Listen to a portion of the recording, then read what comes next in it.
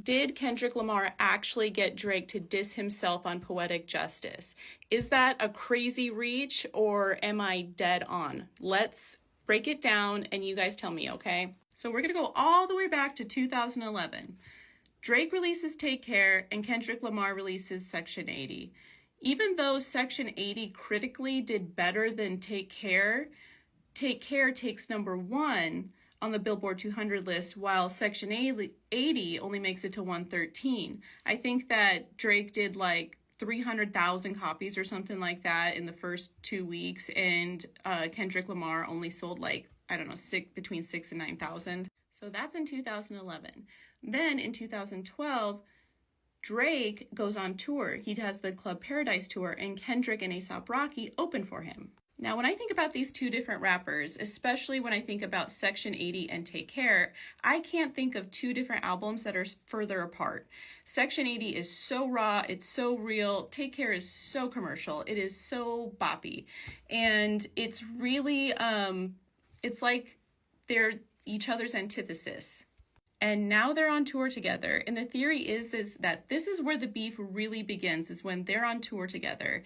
And Kendrick, who is like a purist, like he really, this is his craft. He put a lot of work into this. And if you listen to his music, he tells you about everything he's had to go through to get to this point. And now he's on tour with Drake, and Drake is like, he has writers, he has teams, he is partying, he's not really very authentic.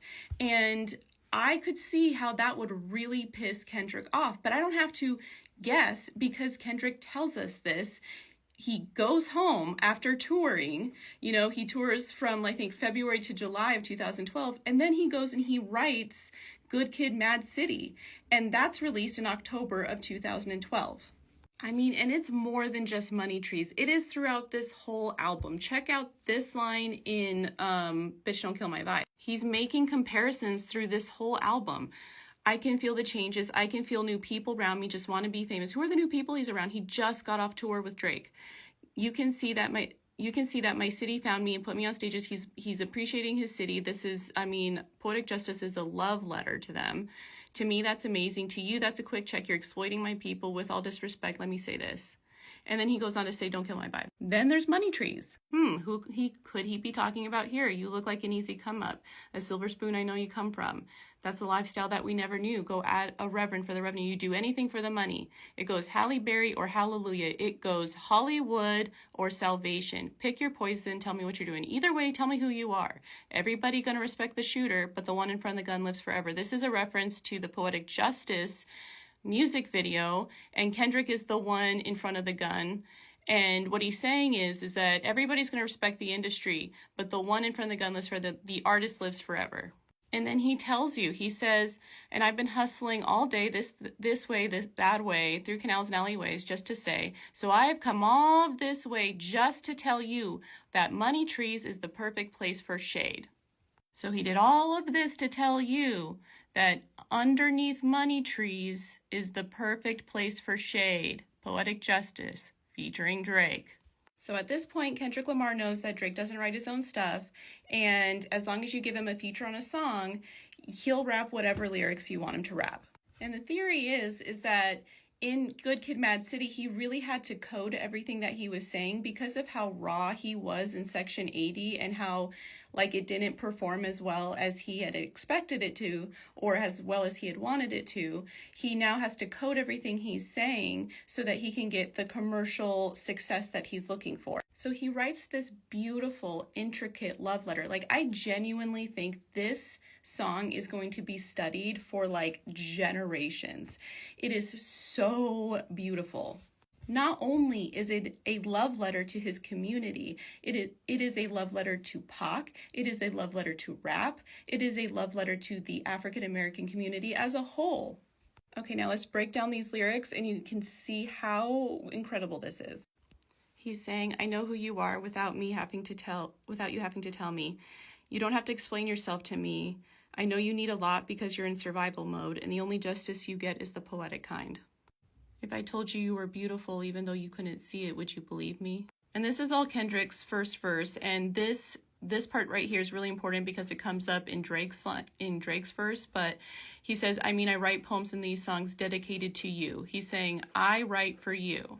He goes on to say, when you're ready to be understood, I'm here. Better yet, why aren't the rappers who you do support, the Drakes of the world, why aren't they doing this? Why aren't they saying this to you?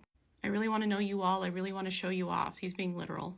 But you're not ready to confront that, so you reject me and go distract yourself. Here he's saying they're taking advantage of your situation and it's time for them to stop. So the subtle differences in this section right here between Kendrick's and Drake's is huge, and it makes all the difference in the world. But right here he's saying what comes from the mouth is what's in a man's heart. And I could never right my wrongs unless I write them down for real, lest I write them down for real. And this less right here, the way that he did this for him versus Drake is huge. Because what he's saying is I could never right my wrongs unless I write them down for real. Like, I could never live with myself unless I was being real. And then P.S. is not postscript, but P.S. yes, postscript, but also Pac Shakur. And right here, he's trying to bait everyone to look deeper. You can get it, you can get it, you can get it. And I know just what you want. Poetic justice, put it in a song. That's this whole song is about. Now, this is where it gets really interesting. Now, this is Drake's part, okay? So he starts out, I really hope you play this, okay? So he's saying, I really hope you listen now that I have your favorite rapper saying it to you. So he's speaking to you through Drake, and the music video really backs this theory up. Now, this one's really funny because he's saying, with all these pretty boy rappers rapping about nothing, you've been got. It's a lot for me to take in. It doesn't make sense. You're messing with him because you're still trying to fit into that box that they put you in. I'm trying to educate you and elevate you and bring your whole community up. It can happen. When you figure out we have everything we need right here, if we wake up and work together, that would be justice. You were so young when they brainwashed you, stole your dreams, kicked you down. And then remember I told you that it was really important before in Kendrick's verse, I mean, I write poems in these songs, see, he said, dedicated to you. And Drake saying, dedicated to the fun sex, dedicated to the nothing. But I see your beauty, and when I encounter it, I just wish I could make you understand me. Now, the whole song and really the whole album, and I really feel like the whole next album are really directed towards Drake and the Drakes of the world. But this line right here is really kind of targeted towards Drake specifically. They say communication, save relations, I can tell. So he's saying, you can save this relationship, but you have to be honest and you have to write down your wrongs for real. But I can never right my wrongs unless I write them down for real. Because he doesn't write his own stuff and he's not being real. And then Pac Shakur. Now this is where he's literally telling you that this is all coded. He's telling you the truth is forbidden. I have to code this, but it's true.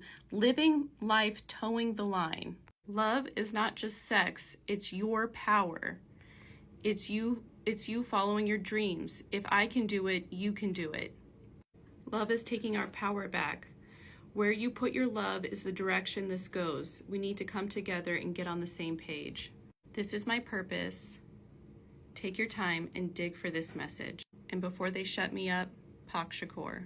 And now he's pretty much kicking Drake off his fucking track. Yeah, and so then the theory would continue on. You could say that Drake was, in fact, the butterfly that Kendrick pimped. The Poetic Justice music video is also very telling. There's a lot of clues in there that kind of support this theory. But, again, I understand that I am white and that speaking on this might be a little bit taboo. But, we weighed, Anthony and I, when we came out with this theory like 3 years ago, we weighed our options. We talked to all of our friends, and we felt like it would be sacrilegious not to talk about it so that everyone can appreciate the depth of Kendrick's art.